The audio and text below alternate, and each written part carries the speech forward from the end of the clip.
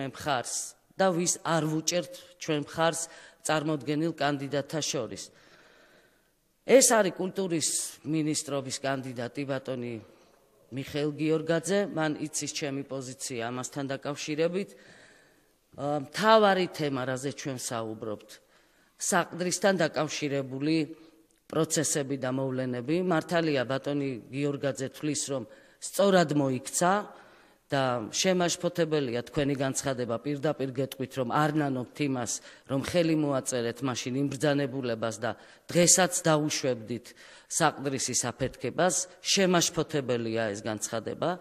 თქვენი ბრძანებულებით, რომლის თანახმადაც მოუხსენით კულტურული მემკვიდრეობის ძეგლის სტატუსი, უძრავი ძეგლის სტატუსი საყდრის, მეორე დღეს აფეთქდა საყდრისი, დაუშვით ამ ძეგლის განადგურება.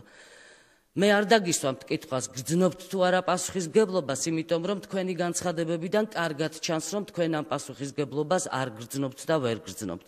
ამიტომ ერთადერთი რამის დაპირება შემიძლია მე ახლა ამ პოსტიდან თუ ამ სიმაღლიდან, რაც არის, ისე მერჩივნა ქვემოთ მჯდარიყავი ქვედა იარუსზე, უფრო თავისუფლად ვისაუბრებდი.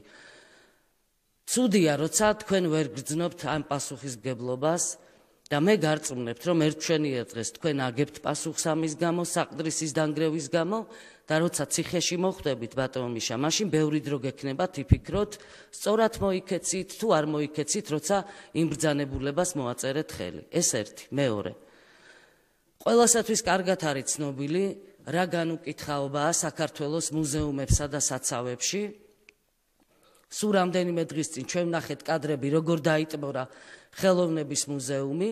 თქვენ გააკეთეთ განმარტება, რომ ეს იყო რაღაცა გრუნტის წყლები და ასე შემდეგ. ფიქრობთ იმაზე, რომ ნადგურდება საცავები, ნადგურდება უნიკალური ნივთები, ექსპონატები. და ეს პროცესი, მიდის განადგურების პროცესი თითქმის ყველა საცავში, ძალიან მძიმე ვითარება არის. ასევე არ არის დაცული ჩვენი არქეოლოგიური ბაზები და მუზეუმები საქართველოს მასშტაბით, იგივე დუშეთის არქეოლოგიური ბაზა გაიძარცვა, 2600-ზე მეტი ექსპონატი იქნა მოპარული დუშეთის არქეოლოგიური ბაზიდან. დაინტერესდით თქვენ ამითი და საერთოდ სტატისტიკა გაქვთ თუ არა, მუზეუმები როგორ იძარცვება, ვინ ძარცვავს, რა ხდება ამ სფეროში და საერთოდ რა ვითარება. მე დარწმუნებული ვარ, რომ თქვენ არც დუშეთის არქეოლოგიური ბაზის გაძარცვის საკითხს მოიკითხავდით. შემდეგი საკითხი, რაც ასევე აიპრესმა გაავრცელა თავის დროზე, ერთ-ერთი კომპეტენტური სააგენტოა სხვათა შორის ეს ინფორმაცია და მე გამეხარდება, რომ ჩვენ გვყავდეს ისეთი მინისტრები, რომლებიც არ აზროვნებენ კერძო ინტერესების სასარგებლოდ და აზროვნებენ სახელმწიფოებრივი ინტერესების სასარგებლოდ. აიპრესის მიერ გავრცელებული ინფორმაციიდან გამოჩნდა, რომ თქვენ, როცა იყავით მინისტრი, თქვენს მიერ დაფუძნებულ კომპანიას Easter Promotions-ზე ვსაუბრობ. მე სხვადასხვა ჯაზ ფესტივალებისთვის სახელმწიფო ბიუჯეტიდან 2 მილიონზე მეტი გადაურიცხეთ.